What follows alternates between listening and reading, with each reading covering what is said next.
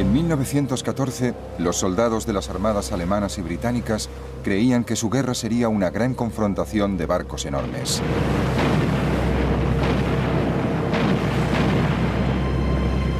Pero en toda la guerra hubo solo un enfrentamiento naval. El resto de la guerra naval fue muy distinto de lo que se esperaba. Fue una guerra dominada por una nueva arma, el submarino. Los submarinos eran horribles, muy pequeños y muy vulnerables. Fue una guerra de bloqueos y hundimientos a gran escala, y que antes de la victoria final fue fuente de desengaños y desastres. Sobre todo fue una guerra de innovación y avances tecnológicos sorprendentes, desde los cielos hasta la profundidad de los océanos.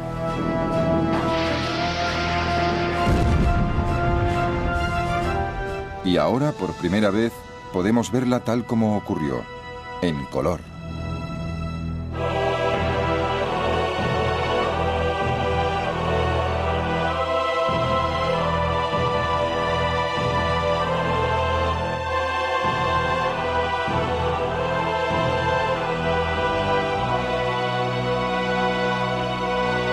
Primera Guerra Mundial en color.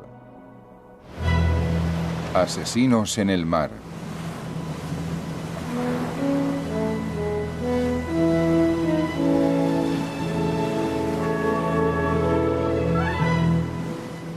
Desde la batalla de Trafalgar, la Armada británica había dominado los mares.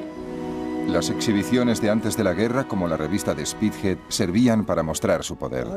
Recuerdo que asistí a la revista de Spithead y el puerto estaba lleno de barcos de todas clases. Era una maravilla. Nosotros éramos niños y estábamos muy emocionados.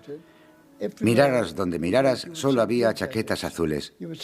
Se veían marineros por todas partes. Éramos un país naval en esa época. Gran Bretaña era una isla pequeña que dependía del comercio, y para mantener las rutas comerciales abiertas y seguras necesitaba controlar el mar. Pero en la década anterior a la Primera Guerra Mundial, la supremacía naval británica se enfrentaba con otro desafío. Desde que se había convertido en emperador de Alemania en 1888, el Kaiser Guillermo II estaba decidido a construir un imperio de ultramar para competir con otras naciones europeas. Para lograr su imperio tenía que crear una armada. Las ambiciones del Kaiser y la decisión de Gran Bretaña de mantener la supremacía en el mar llevaron a una carrera armamentística naval muy costosa. La base de esa carrera era un nuevo tipo de nave de guerra diseñada por los británicos, construida por primera vez en 1905. El acorazado.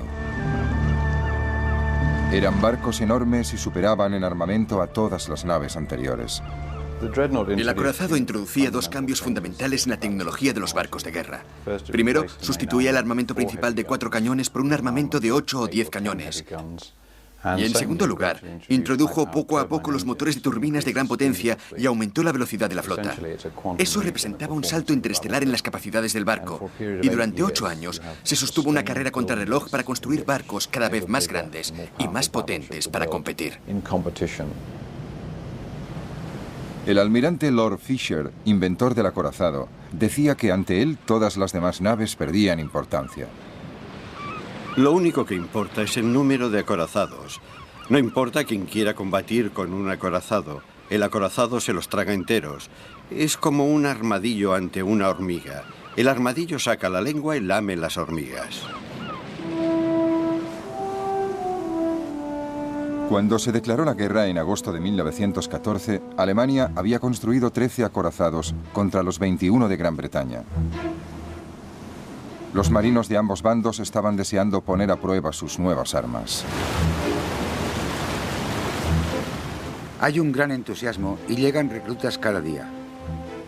Ojalá la flota alemana salga al mar. La borraríamos del mapa en 2 minutos. Fred Bundy era un cadete de 15 años cuando estalló la guerra. Yo sabía que el Kaiser era alguien con quien no debía tratarme y que si tenía ocasión de dispararle, le dispararía si tenía ocasión, vaya. En cuanto pudo, Fred Bundy se alistó a tiempo completo.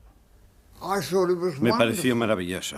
En la trinchera, por ejemplo, tenía que saltar para que me llenaran de plomo y esas cosas. Y si podía alistarme en la armada, los barcos siempre han sido mi sueño.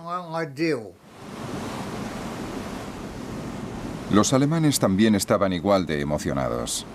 En 1914 el marinero Richard Stumpf esperaba con el resto de la flota alemana de alta mar. La alegría y la emoción no tenían límites y duraron hasta entrada la noche. Lo que tanto habíamos esperado y temido se había hecho realidad. Habíamos construido una armada para luchar contra esos ingleses falsos y traidores. Pero el coste y el prestigio de los acorazados tuvieron un efecto sorprendente.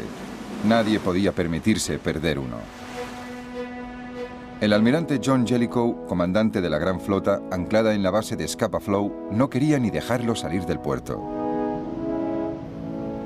Si hay probabilidades de destruir barcos pesados del enemigo, está muy bien correr ciertos riesgos, pero a no ser que las probabilidades sean bastante altas, no creo que debamos correr ese tipo de riesgos.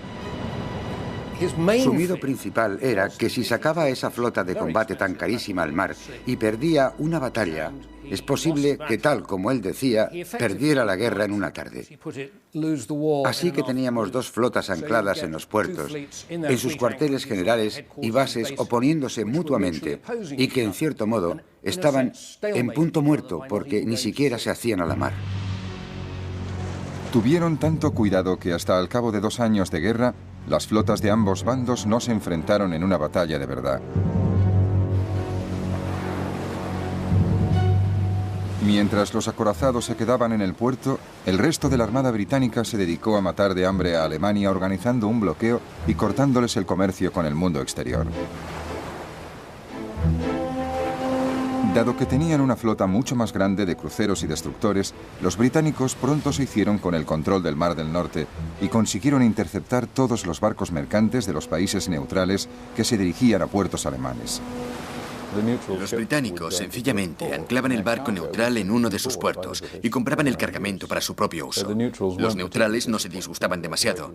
Se reducía el tiempo de viaje, volvían antes a casa y les pagaban todo el cargamento. Nadie se lo tomaba mal, solo los alemanes. Los marineros alemanes tenían que conformarse con ver cómo la superioridad naval permitía a Gran Bretaña habituallarse para la guerra, mientras su país tenía que sufrir. Cuando veíamos la cantidad de barcos que llegaban a Gran Bretaña, cuando veíamos cómo se esforzaba el enemigo en importar desde todos los puntos del planeta los materiales que alimentaban sus energías para luchar contra nosotros, es como si viéramos nuestra sentencia.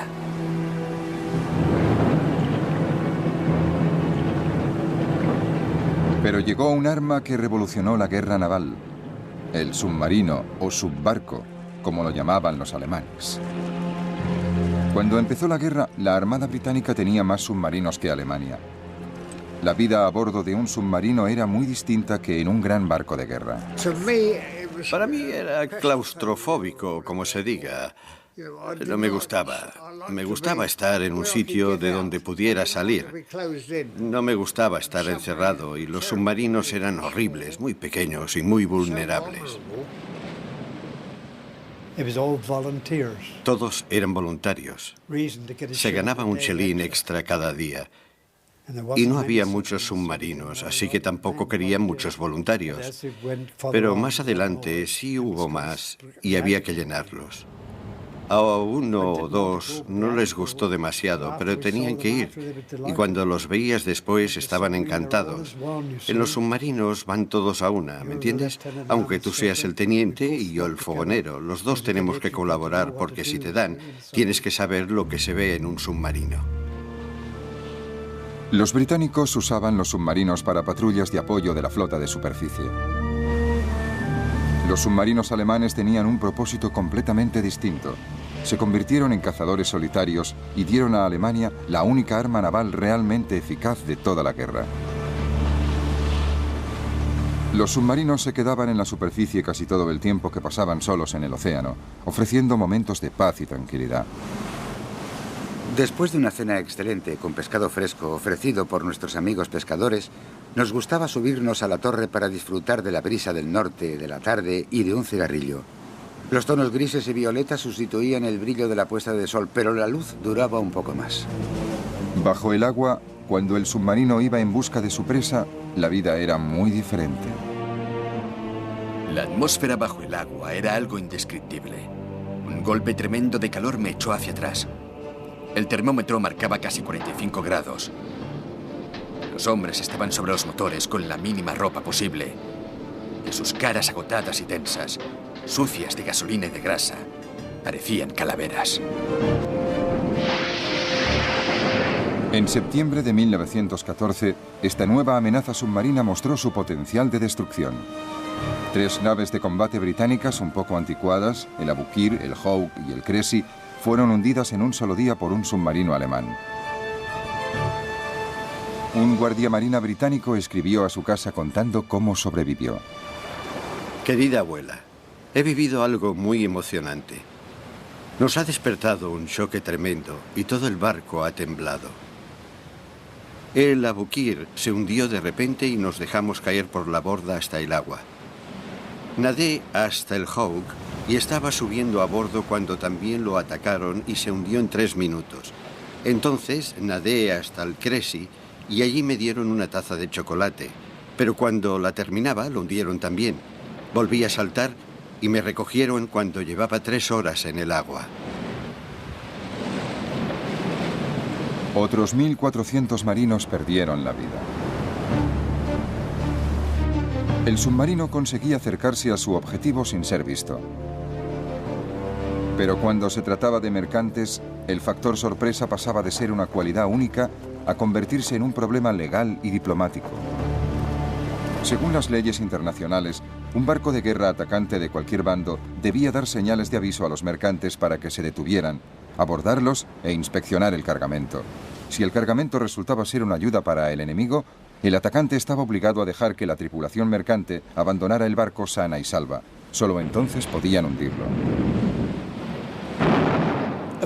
Naturalmente, detener a los barcos y seguir todo el procedimiento robaba a los submarinos todas las ventajas que tenían al atacar barcos mercantes. Era un arma traicionera, un arma indigna de los británicos, como dijo un comentarista británico. Los comandantes de submarinos, frustrados, empezaron a saltarse las reglas, hundiendo barcos mercantes sin previo aviso, pero alegando que sus objetivos transportaban munición o incluso que eran los británicos quienes los hundían y no ellos. La propaganda alemana intentó convencer al mundo que seguían respetando la ley y que incluso remolcaban barcos mercantes hasta un puerto seguro. A principios de 1915, la farsa se acabó. El Kaiser y sus comandantes decidieron dar carta blanca a los submarinos. La guerra en las trincheras del frente occidental estaba en punto muerto. Los alemanes no lograban ningún avance contra los británicos y franceses en tierra. La única forma de avanzar era cortarle a Gran Bretaña las rutas comerciales que le daban la vida. El 22 de febrero, Alemania declaró la guerra submarina sin restricciones.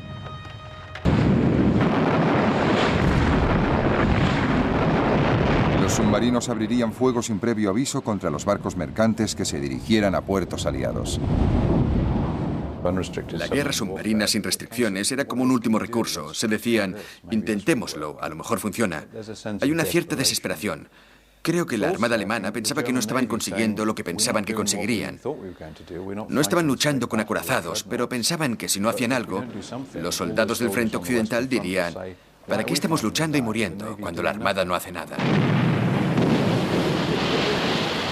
Para las tripulaciones de los submarinos fue un alivio y una celebración.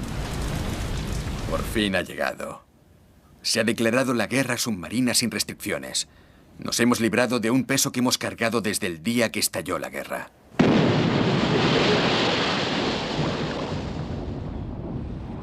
En 3 meses, los submarinos hundieron 115 barcos. Pero entonces un submarino llegó demasiado lejos. El 7 de mayo de 1915, el crucero de la línea Cunard, el Lusitania, zarpó hacia Gran Bretaña desde los Estados Unidos.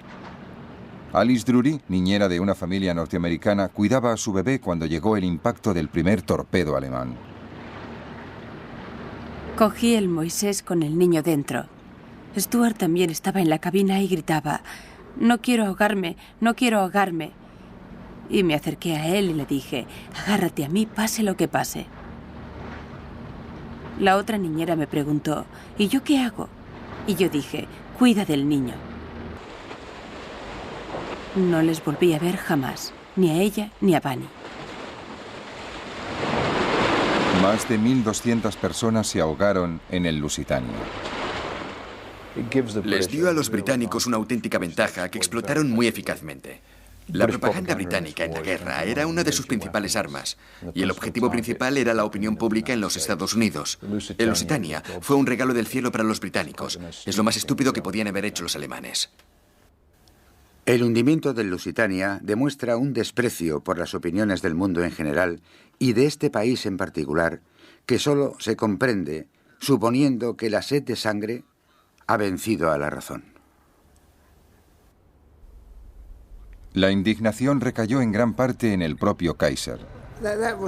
Fue una crueldad. No debería haber ocurrido. Si hubiera sido un buen hombre, habría dicho: está lleno de civiles, ¿para qué voy a hundirlo? Dejaré que vaya donde tenga que ir. Es lo que habría pensado yo. Mis sentimientos habrían sido esos, pero los suyos no. Lo único que pretendía era darles un buen escarmiento a los ingleses, demostrarles que no era un juego, que iba en serio. El escándalo del hundimiento del Lusitania convenció a Alemania de que debía volver a atenerse a las leyes internacionales. Pero la frustración volvió a aumentar. En noviembre de 1915, el comandante en jefe de la Armada alemana escribió: El submarino no puede perdonar la vida a la tripulación de los barcos de vapor. Debe mandarlos al fondo con sus naves. Así se alertará a todas las líneas marítimas y el peligro que correrán las vidas de sus tripulaciones será un buen motivo para que cese todo el comercio naval con Inglaterra en muy poco tiempo. La gravedad de la situación exige que dejemos a un lado los escrúpulos.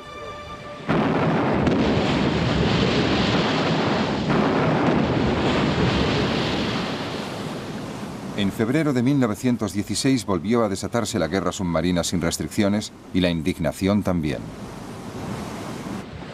Tal como se ha demostrado en las últimas semanas, no pueden usarse submarinos contra los barcos mercantes sin violar toda una serie de principios sagrados de justicia y humanidad. Nuestro comercio estaba sujeto a los ataques de un enemigo invisible. Un torpedo podía hundirles antes de que pudieran enviar una llamada de socorro o intentar escapar.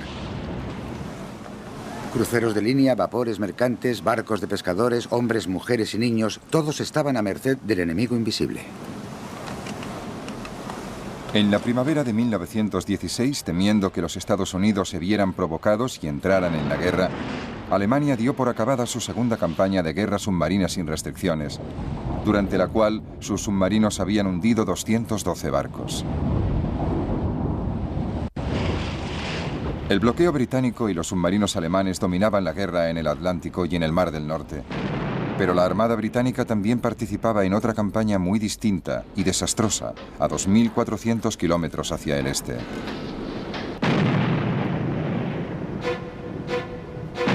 Cuando estalló la guerra, el hombre que estaba a cargo de la Armada Británica era el jefe primero del almirantazgo, Winston Churchill.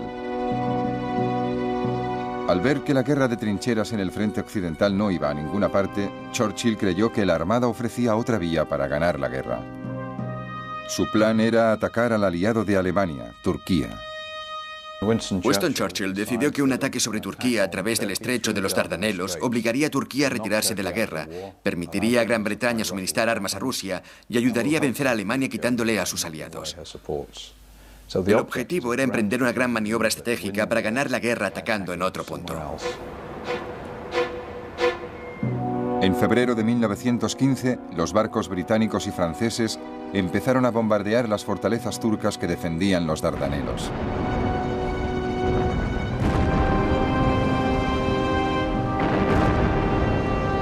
Pero esas naves de combate anticuadas, anteriores a los acorazados, se llevaron una sorpresa muy desagradable. Los turcos habían colocado una fila de minas justo por donde iba a maniobrar la flota aliada, las anticuadas naves de combate francesas y británicas. El resultado fue que se hundieron 3 barcos, se perdieron cientos de vidas y el prestigio británico sufrió un duro golpe. Los marinos aliados se dieron cuenta de que eran un blanco fácil. Hoy nos hemos enfrentado a la muerte, pero gracias a la bondad divina volvimos sin sufrir bajas. Aunque la mayoría de los marinos no pensaron que fuera gracias a la bondad divina, sino que llevábamos 3 botes salvavidas a bordo. Los dragaminas intentaron limpiar el campo de minas. Lo consiguieron solo en parte, pero finalmente los fuertes quedaron silenciados.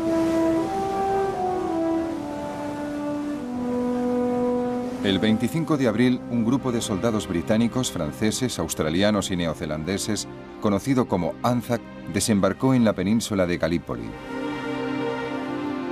Tengo una gran sensación de miedo y de inseguridad. He comprendido que muchos de los soldados que van a bordo de estos barcos se dirigen a una muerte segura. Me imaginé a cientos de ellos abatidos antes de alcanzar la costa, y luego segados mucho antes de llegar a salir de las playas y alcanzar las posiciones turcas. Los turcos eran unos defensores excelentes y muy bien dirigidos. Tanto los oficiales turcos como los alemanes eran soberbios. Los británicos, la campaña aliada, los franceses también habían mandado muchos hombres. Los franceses, los británicos, los Anzac, no tenían ninguna posibilidad. La operación en tierra resultó un desastre. En 8 meses, los aliados perdieron a 250.000 hombres, 110.000 muertos y 140.000 heridos.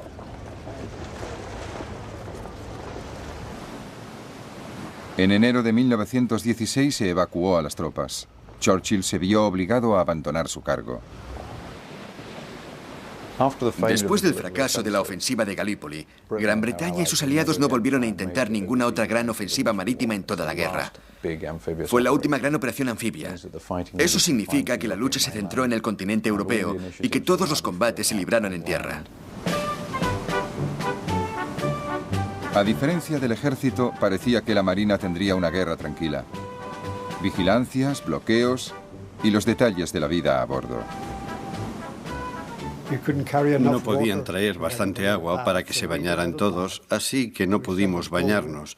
Teníamos un barreño de agua y nos la echábamos por encima como los pájaros. Pero los oficiales sí se bañaban y el comandante les ponía una marca negra para que los oficiales jóvenes no se bañaran demasiado. La monótona rutina diaria de guardia, descanso, otra guardia y el único consuelo, el más habitual. Teníamos un corneta que destilaba licores y nosotros íbamos y llenábamos la petaca de ron. Nos pasamos toda la Primera Guerra Mundial tomando ron. Luego cenábamos y había que limpiarlo todo, pero estaba todo sucio y pegajoso. Os digo una cosa. En todos los barcos, hasta en los de combate, había cucarachas y esas cosas. Así que vivías con las cucarachas y para mí, que ellas llevaban una vida más pura que nosotros.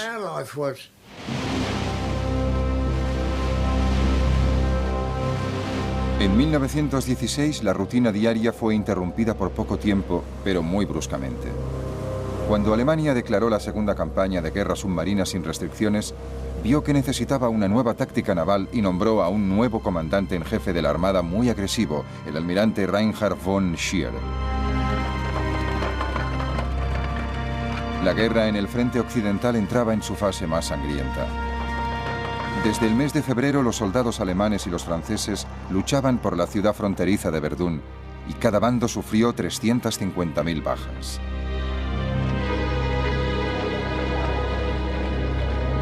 Los comandantes navales alemanes comprendían que no podían quedarse sentados viendo cómo masacraban a sus soldados. Tenían que hacer algo.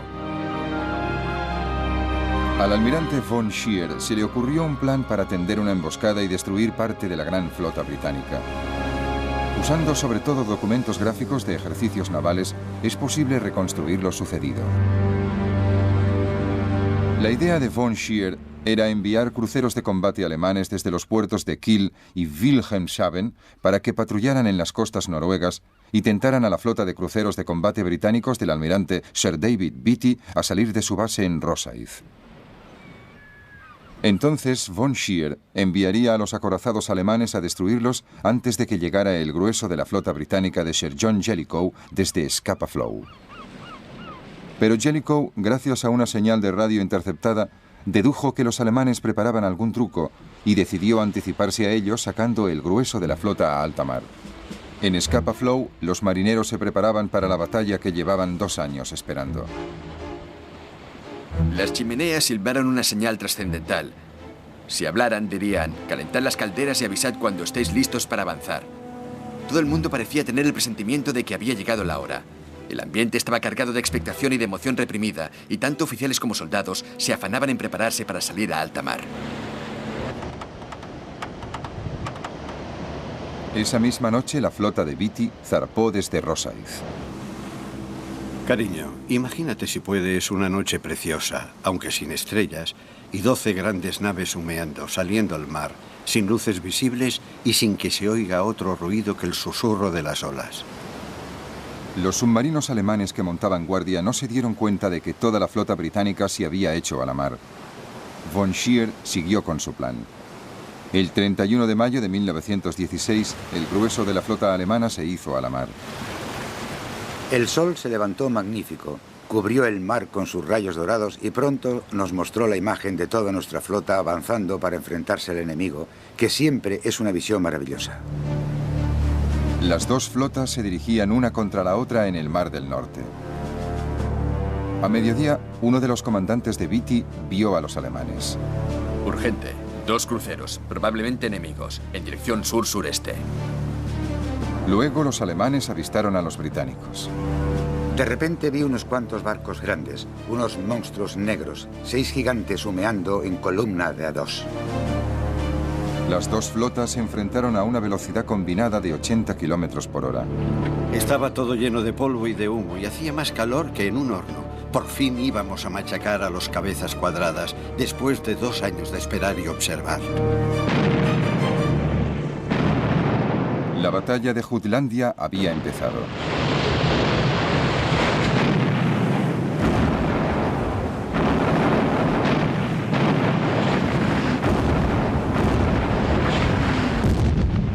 La primera parte fue un gran desastre para los británicos. Por desgracia para Beatty, sus barcos no disparaban muy bien. Tenían la desventaja de la luz y el tiempo, pero no se habían ejercitado demasiado y las naves de combate alemanas tenían una potencia de armas superior. 2 barcos británicos, el Queen Mary y el Indefatigable, estallan y se hunden, perdiendo a casi todas sus tripulaciones. Oímos una explosión tremenda que hizo estallar la proa. Luego oí otra explosión. Me hundí a bastante profundidad y cuando volví a la superficie solo vi restos y petróleo flotando en la superficie.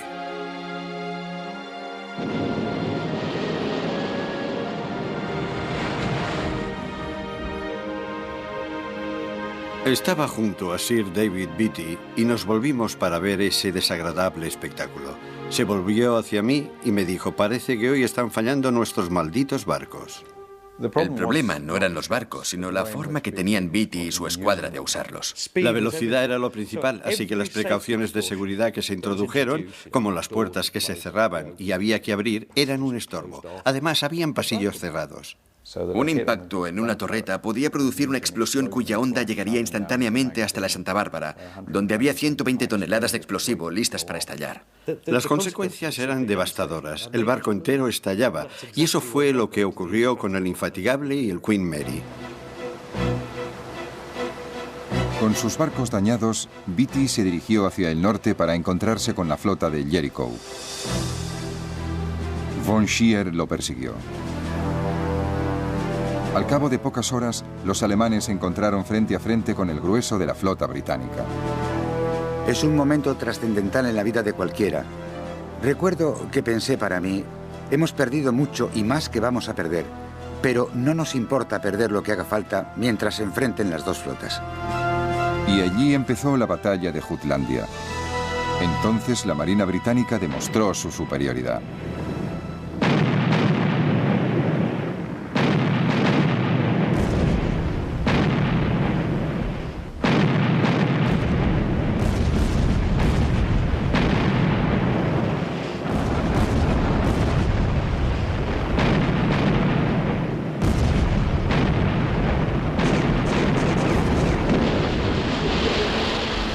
Los alemanes perdieron un acorazado, 4 cruceros ligeros y 5 destructores.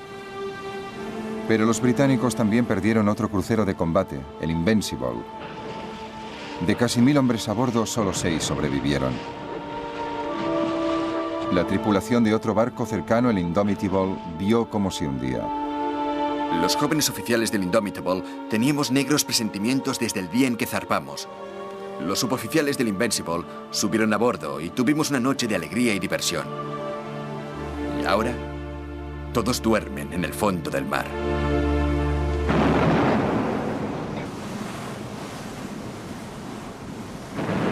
Al anochecer resultaba todavía más difícil afinar la puntería, pero ambas flotas siguieron bombardeándose mutuamente. La noche fue quizás más extraña y espantosa que el día. De vez en cuando se oía una explosión tremenda y se levantaban grandes llamaradas de 30 metros de altura. Estos ataques duraron toda la noche, hasta el amanecer.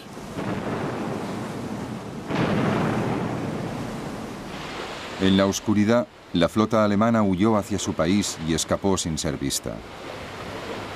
El 1 de junio por la mañana, los alemanes se acercaban a los puertos seguros de Kiel y Wilhelmshaven. Volvimos a puerto y nos dieron café caliente y comida. Como muchos de mis compañeros, no los quise. Nos tumbamos en el suelo en un rincón del barco. Nos daba lo mismo donde estábamos. Nos pusimos a dormir. Hacía 2 días que no dormíamos. Jutland es una de las batallas más controvertidas de todos los tiempos. Todo el mundo dice que ganó. El Kaiser al día siguiente dijo, la magia de Trafalgar se ha roto, hemos vencido a los británicos. Von Scheer en su informe oficial dijo, no debemos volver a intentarlo, nos borrarían del mapa. Y esa era la verdad. Los alemanes sabían que podían darse por contentos al volver a casa con casi todos los barcos y casi todos los marinos. Igual que los alemanes, los británicos presentaron la batalla de Jutlandia como una gran victoria naval. Pero Jellicoe sabía que sus pérdidas habían sido bastante más graves que las alemanas, tanto en barcos como en vidas.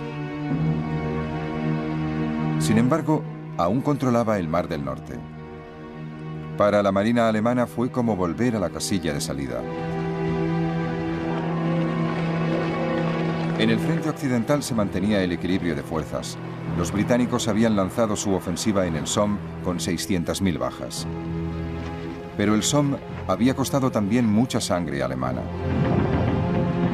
La Marina alemana, con su flota de superficie metida en el puerto, solo podía ayudar a la infantería volviendo a la guerra submarina sin restricciones.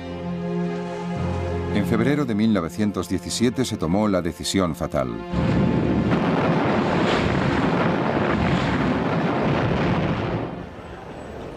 En los Estados Unidos el impacto fue espectacular. Unos meses antes, Woodrow Wilson había sido reelegido presidente de los Estados Unidos porque decía a su país que no podían seguir aislados de la catástrofe que tenía lugar al otro lado del Atlántico. En esta elección nos jugamos mucho más que los asuntos domésticos. Y en la situación mundial hay en juego mucho más de lo que se imagina nuestra gente. El equilibrio democrático está en peligro. Y su destino se juega no solo aquí, sino en todo el mundo. Después de la declaración alemana de guerra submarina sin restricciones, Wilson, envalentonado por su nuevo mandato electoral, le lanzó a Alemania un ultimátum. Los alemanes no le hicieron caso y aumentaron la producción de submarinos. Ya tenían 110 en el mar. Si no queremos desangrarnos hasta la muerte, debemos aprovechar al máximo nuestros submarinos como arma de guerra para destruir la vitalidad de Inglaterra. Durante los meses de febrero y marzo de 1917, los submarinos lograron hundir por lo menos 500 barcos.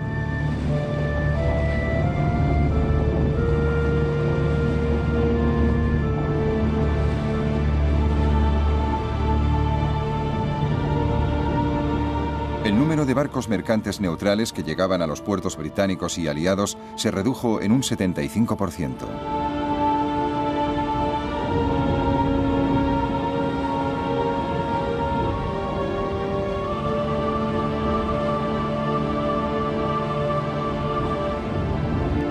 Algunos capitanes de submarino alcanzaron unas cifras de barcos hundidos increíbles.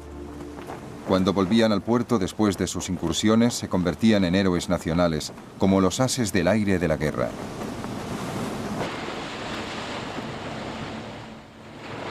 Los alemanes usaron toda clase de trucos propagandísticos para ensalzar como héroes a los capitanes de submarino y a su tripulación.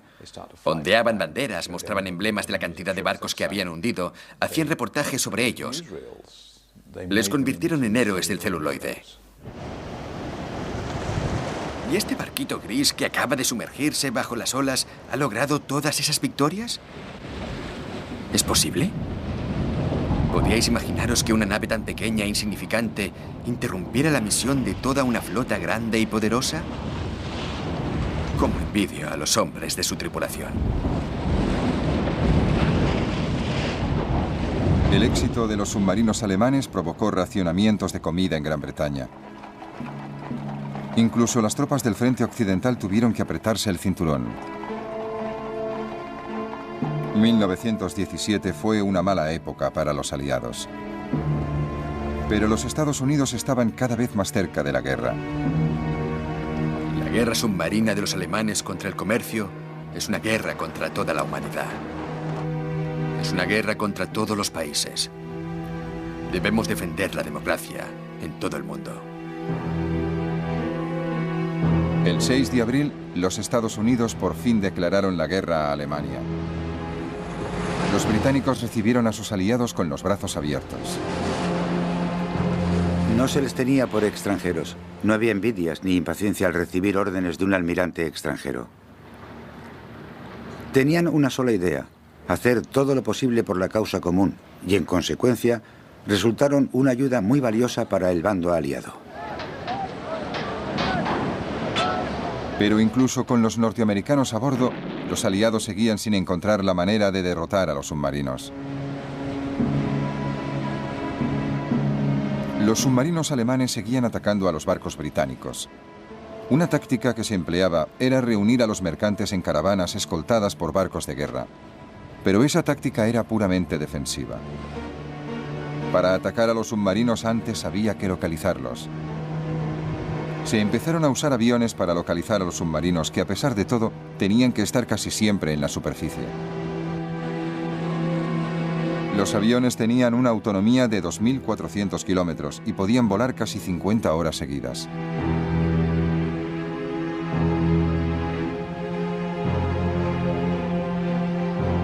Los barcos volantes y los hidroaviones iban armados con torpedos, bombas y ametralladoras para atacar a los submarinos que encontraran en la superficie. Nos atacó un avión. Se acercó a nosotros aprovechando que el sol nos deslumbraba y como tarjeta de visita nos soltó una carga de bombas que podía habernos costado la vida.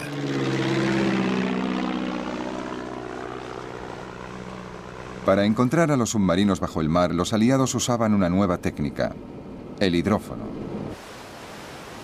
Era un micrófono que se colocaba bajo el agua y detectaba el sonido de los motores eléctricos de un submarino. Entonces se podía calcular a qué profundidad se escondía. Luego se ponía en juego otra arma nueva: las cargas de profundidad, que eran minas lanzadas desde los barcos y reguladas para que estallaran a una profundidad determinada. Una carga de profundidad estalló con un ruido tremendo. Perdimos las esperanzas a medida que aumentaba el riesgo de morir aplastados o volados en pedazos. Seguimos trabajando aunque fuera para distraernos del inminente destino que nos esperaba en el fondo del mar.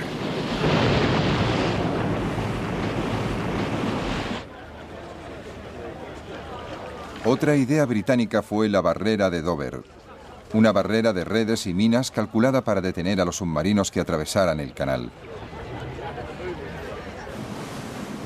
Los campos de minas empezaron a proliferar por el Mar del Norte. En 1918 los aliados colocaron 70.000 minas para evitar que los submarinos alemanes pudieran penetrar en el Atlántico. Resulta muy desagradable cuando el barco choca con el cable escondido de una mina. Y la muerte salta y choca contra la quilla.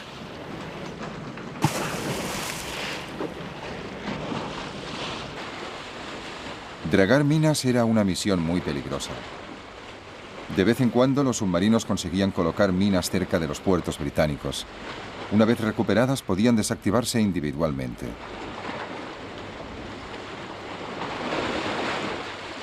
En el mar entró en funciones la figura del dragaminas, que empezaron siendo barcos de pesca de arrastre adaptados.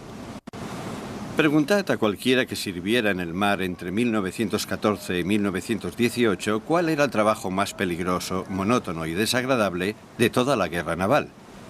9 de cada 10 os responderán: el de los dragaminas. Se usaban cables para cortar las amarras de las minas y luego se destruían con disparos de rifle.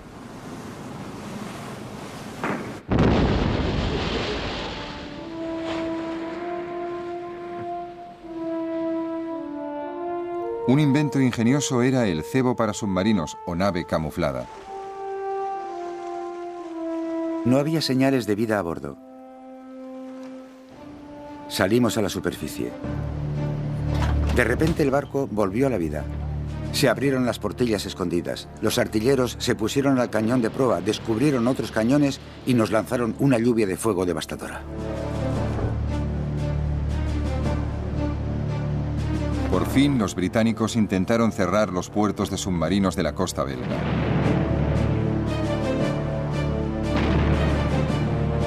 Se enviaron unas naves muy extrañas, que eran poco más que plataformas para ametralladoras del 38, para abrir fuego contra las baterías de ametralladoras alemanas que protegían los puertos de los submarinos. En abril de 1918, los alemanes atacaron el puerto de Zeebrugge. Los aliados hundieron deliberadamente 3 barcos viejos en la entrada del puerto para que los submarinos no pudieran entrar ni salir.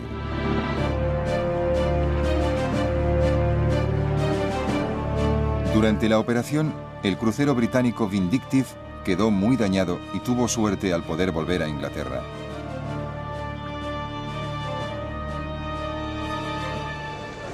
A principios de 1918, esta combinación de estrategias logró controlar la amenaza de los submarinos. Las tropas norteamericanas podían llegar sanas y salvas por el Atlántico hasta Europa. La victoria era inevitable por una simple cuestión de números. Pero los británicos también habían vencido la batalla del bloqueo, en parte por su disposición a aceptar el racionamiento. La carne, la mantequilla y la margarina se convirtieron en lujos, y las patatas eran la dieta diaria.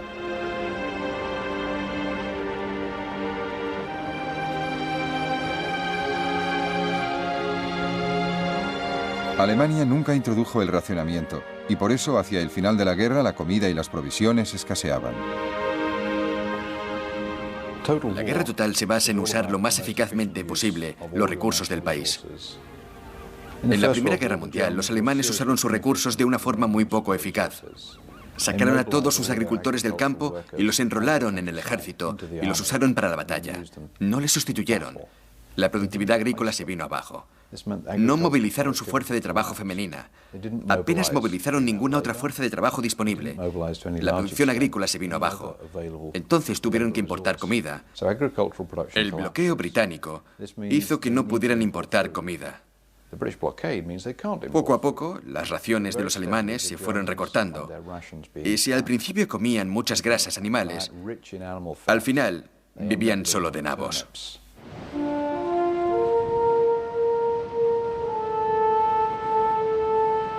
La guerra naval había empezado con la carrera de los acorazados, y hacia el final la flota de navíos británicos y norteamericanos parecían simbolizar la victoria aliada en el mar. Pero ese no fue el verdadero conflicto naval.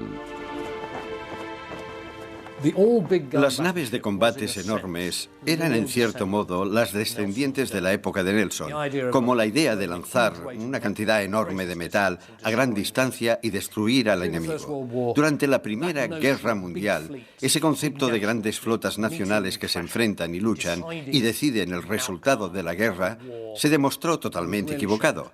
La guerra había cambiado, la nobleza y la elegancia habían cambiado. Ahora lo que importaba era la logística, la supervivencia, la protección del comercio y la derrota del enemigo. Los acorazados todavía sufrieron una ironía final. El 10 de junio de 1918, el acorazado estrella de la Marina austríaca, el Sven-Isvan, zarpó hacia el Adriático. Inmediatamente fue tocado por 2 torpedos italianos. Tardó solo 3 horas y media en hundirse. Lo más sorprendente es que murieron solo 89 hombres. Pero la derrota de la gran nave de guerra fue evidente para todos.